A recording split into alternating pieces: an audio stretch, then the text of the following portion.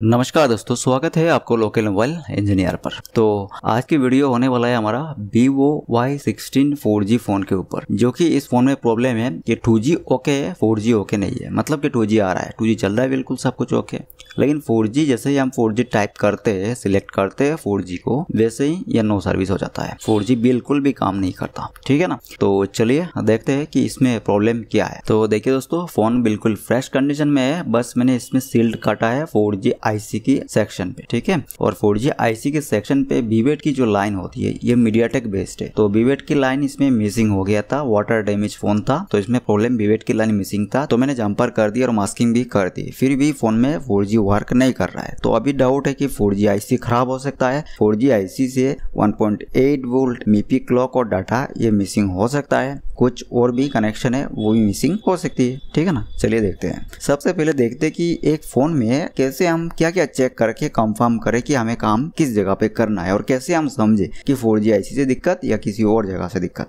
है ना। तो इसके लिए फोन को ऑन करना पड़ेगा, जो कि मैंने ऑन कर लिया, और थोड़ा सा ब्राइटनेस को बढ़ा देता हूँ ताकि आप लोगों को भी दिखे अच्छे से। तो आप देख सकते हैं यहाँ पर नो सर्विस है। तो नो सर्विस मतलब कि एक फोन में अगर आप नेटवर्क के रिलेटेड कुछ प्रॉब्लम है, तो उसको देखने के लिए सबसे पहले आपको फोन में एक एयरटेल सिम लगाना होगा, क्योंकि एयरटेल में क्या होता है कि आप 2G भी सिलेक्ट कर सकते हैं, 4G भी, 3G भी, ठीक है ना। तो अपने हिसाब से चेक करके देख सकते हैं कि भाई फॉल्ट किस जगह पे है। अगर 4G काम कर रहा है तो 2G में दिक्कत है, अगर 2G काम कर रहा है तो 4G से दिक्कत है, ठीक है। और इस तरह की अगर नो सर्विस इमरजेंसी फोन में अगर रहता है, तो सबसे पहले आपको IMI को चेक कर लेना है कि IMI ब्लैकलिस्टेड है कि नहीं है, ठीक है। अगर ब्लैकलिस्टेड होगा तो उस फोन में रिपेयर पॉसिबल नहीं है। देखिए दोस्तों, मैंने सेटिंग ओपन कर लिया और इसमें आके सिम 1 जो है इसमें सिलेक्ट किया है, और अभी हम चेक करेंगे नेटवर्क प्रेफरेंस टाइप। यहाँ पर 4G अभी सिलेक्ट है, तो ऑटो पे है, तो फिर भी हम 2G पे करेंगे। देखिए नो सर्विस, अभी देखिए एयरटेल आ गया, ठीक है, नेटवर्क भी आ गई। इसका मतलब है 2G ओके है। ये 2G में कर रहा है क्योंकि हमने 2G सिलेक्ट किया है। तो देखिए ***4636# करके क्वालकॉम के फोन में देखा जाता है कि रेडियो ऑफ है कि ऑन है। तो इसमें ये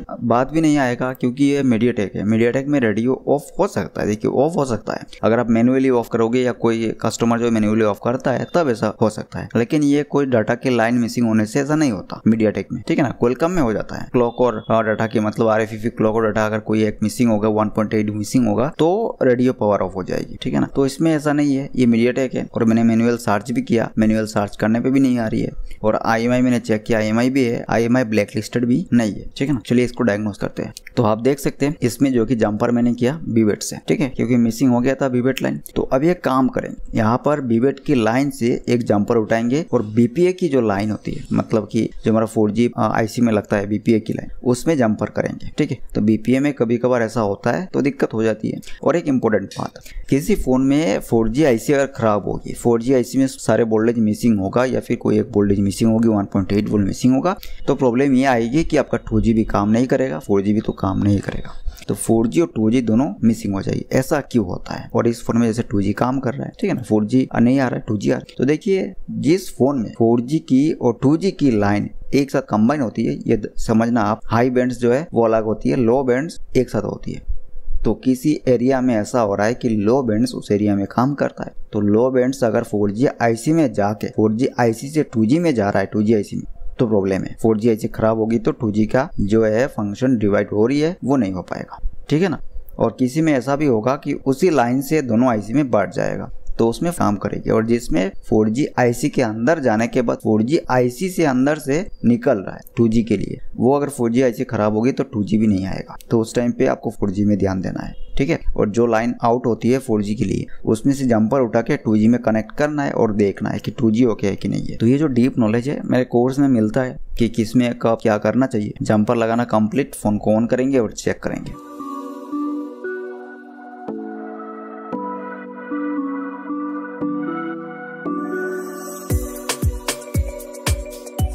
देखिए दोस्तों, अभी भी नो सर्विस। और जैसे कि अगर फोन में ऐसा अगर BPA की प्रॉब्लम होती तो फोन ऑन करने के बाद ये आ जाता। देखिए नो सर्विस अभी भी है। देखिए इसमें आपको मैं एक बात बताना चाहूंगा, 1.8 वोल्ट जो कि हमारा एक कैपेसिटर से होके 4G IC में जा रहा है, तो कैपेसिटर तक 1.8 वोल्ट मुझे देखने को मिला था कंप्लीट, ओके। तो पता नहीं IC की पैड्स में जो है वहां तक जा रही है कि नहीं जा रही है, पता नहीं, क्योंकि IC लगा हुआ है। और क्लॉक और डाटा उसको भी हम DSO से आराम से चेक कर सकते हैं कि कि क्लॉक और डाटा एक्टिवेट हो रहा है कि नहीं हो रहा है। तो इसको चेक करने के लिए तरीका होती है, ठीक है ना। चलिए हम चेक करते हैं। तो दोस्तों मैं DSO से चेक कर रहा हूँ, क्लॉक और डाटा दोनों बराबर ओके है, दोनों भी आ रही है, ठीक है। सबसे पहले क्लॉक आता है फिर डाटा जाता है, तो दोनों भी ओके, कंडीशन एक्टिवेट हो रही है। तो चलिए मैं एक काम करता हूँ, जम्पर को उठा के IC को उठा के फिर चेक करूंगा।